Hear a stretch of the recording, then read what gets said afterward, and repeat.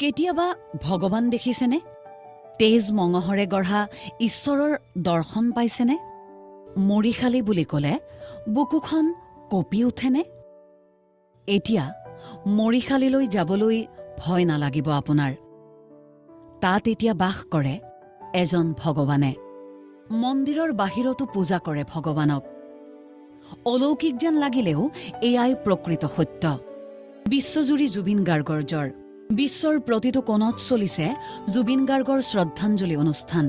তাৰ সমান্তৰালভাৱে উত্তৰাখণ্ডৰ কেদাৰনাথ মন্দিৰৰ বাহিৰত জুবিন গাৰ্গলৈ শ্ৰদ্ধাঞ্জলি জনাই ভক্তই তেওঁৰ ফটোৰ সন্মুখত জ্বলাইছে ধূপ আৰু চাকি। ফটোখনত লিখা আছে সেই এষাৰি বাক্য, মায়াবিনী ৰাতিৰ বুকুত।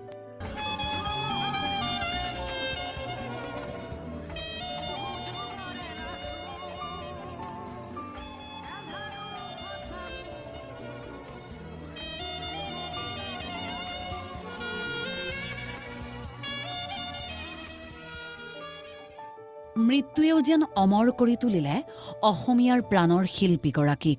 ৭ সাগৰ ১৩ নদীৰ সিপাৰৰ পৰা অহা জুবিন গাৰ্গৰ মৰ্মান্তিক খবৰটিত অসমবাসীৰ লগতে বিশ্বৰ প্ৰতিটো কোণৰ অনুৰাগীলৈ কঢ়িয়াই আনিছিল কাল অমানিশা। মেঘৰ মাজত বিলীন হৈ থকা কেদাৰনাথ মন্দিৰলৈ যোৱা প্ৰতিজন ভক্তই মন্দিৰ দৰ্শনৰ পূৰ্বেই জুবিন গাৰ্গলৈ জনাইছে শ্ৰদ্ধাঞ্জলি।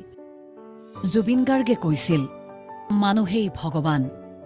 আজি তেওঁৰ মৃত্যুৰ পিছত মানুহে তেওঁক ভগৱান হিচাপে পুজিছে। এয়াই জুবিন, অমৰ সত্তা জুবিন, বিশ্বশিল্পী।